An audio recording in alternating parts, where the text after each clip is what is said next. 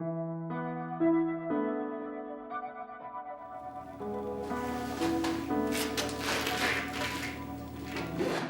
if I really had a big ego, I would say I'm a Ikchewichashta, which means a common man, but that no longer has that meaning anymore. Ikchewichashta used to mean, I'm just a common man, but people take pride and say, well, I'm just a common man. And I always kind of laugh at that. I got started 32 years ago when I made a big change in my life. I sobered up. I sobered up, and I noticed other people who had sobered up, other Indian people had sobered up, and they kind of immediately went to being super Indian.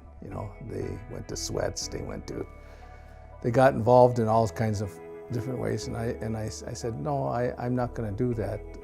I'm just damn satisfied. I'm damn happy I'm sober, and I'll take. Maybe a year in, I noticed that I was missing something. Intuition kind of leads a person to a certain place, and I noticed that there was a spiritual aspect to my being that was missing. I decided to put away my preconceptions and look into my Lakota ways, you might say, and I decided to dance. From that endeavor came the beginning of the artwork, because I didn't have any money to buy an outfit. I mean, at that time it was a minimum of $1,000, which doesn't seem much now for a whole outfit. But at that time it was a lot, so I figured I'll make my own outfit.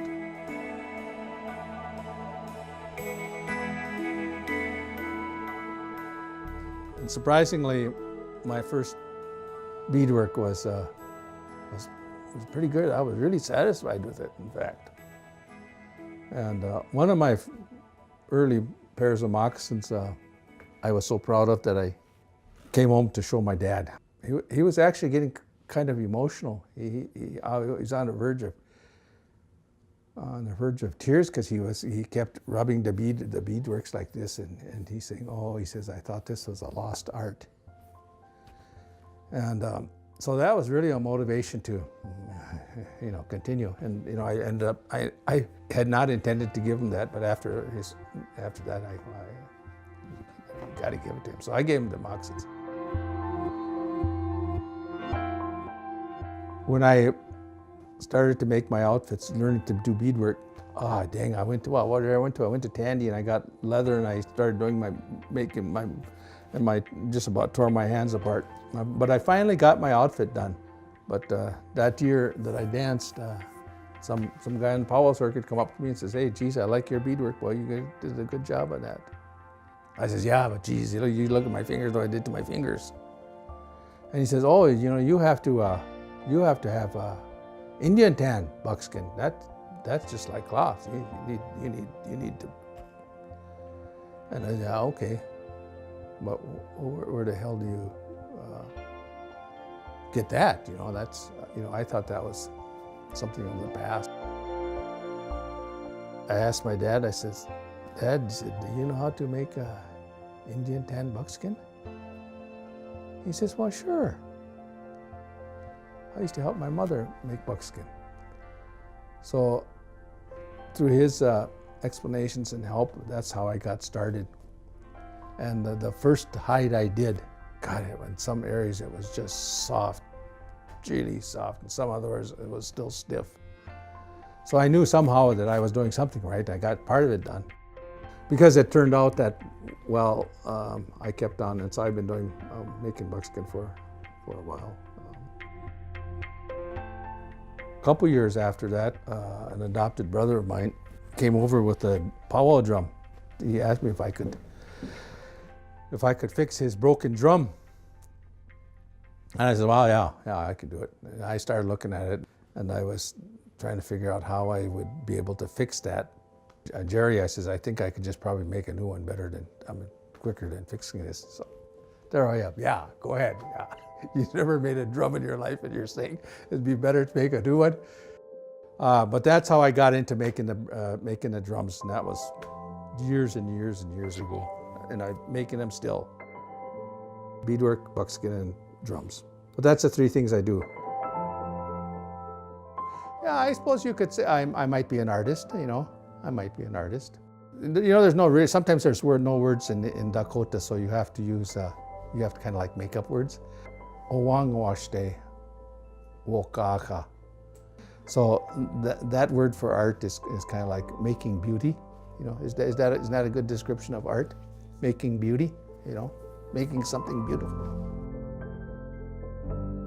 There was a time when there wasn't a whole lot of pride in being a Dakota, you know. In fact, some of them, I might say that there might be some shame. I never felt that way. I've always been proud of being a Dakota, even though I didn't have nothing to do with it. But I think it gives a positive attitude about, hey, we got some beautiful stuff, you know. We have this thing called pashtaipi, which is an Indian corn soup, and it's really, really good.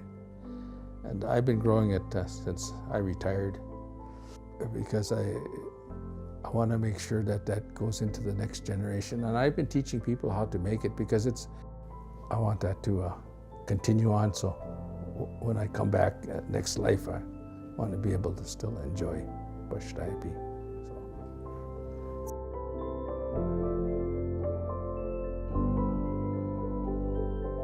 The addiction part was a tough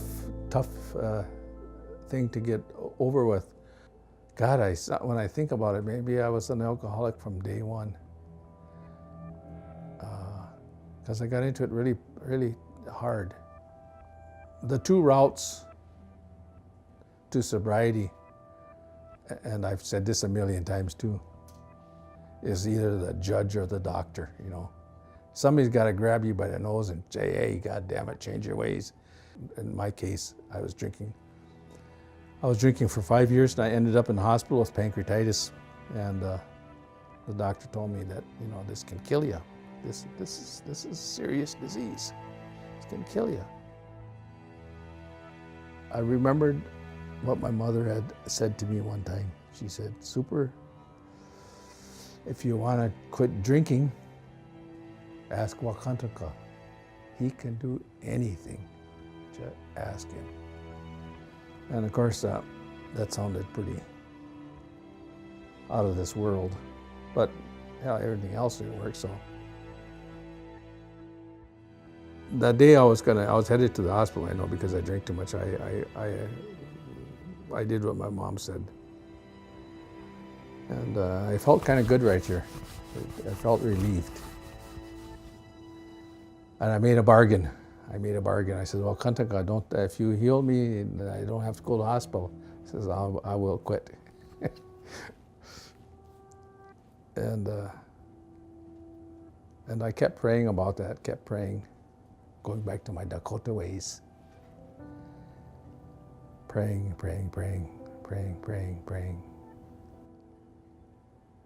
That was the beginning of sobriety, man. That was tough. Oh, that was tough.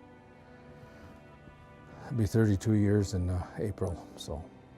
I wouldn't even be here. I'd have been dead a long time ago. I'd have been dead 30 years ago. So, you know, I wouldn't have been able to express myself in art. I always like to say that the mind is very powerful. It can take you to heaven or hell. It's your choice, you know. I was in that hell for long enough that I don't want to go back there. There's other kinds of addiction. There's addictions of looking out instead of looking in, seeing judgment instead of. I always see it's that saying that you're judgmental against things that you see in other people, and you know you don't in denial. You don't want to. If you keep denying things, you can't fix things. You know. I was fortunate to have my parents. My mom lived to be 97 and my dad lived to be 95. Very fortunate to have them live that long.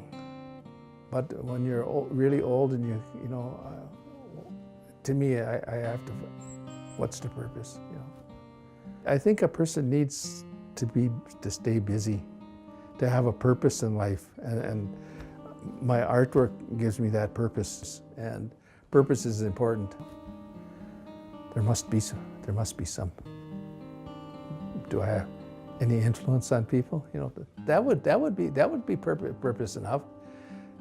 If that I could have an impact on someone. Hopefully, it's the good impact.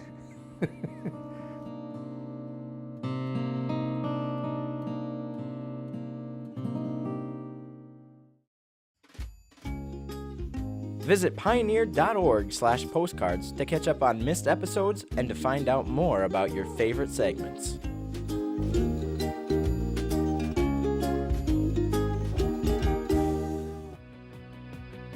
This program on Pioneer Public Television is funded by the Minnesota Arts and Cultural Heritage Fund with money from the vote of the people of Minnesota on November 4th, 2008. Additional support provided by Mark and Margaret Yakel-Julien in honor of Shalom Hill Farm, a nonprofit rural education retreat center in a beautiful prairie setting near Windham in southwestern Minnesota. ShalomHillFarm.org. Live Wide Open, a regional movement that encourages people to make a great life for themselves in west central Minnesota. More at livewideopen.com. Alexandria, Minnesota, a year-round destination with hundreds of lakes, trails, and attractions for memorable vacations and events. More information at explorealex.com.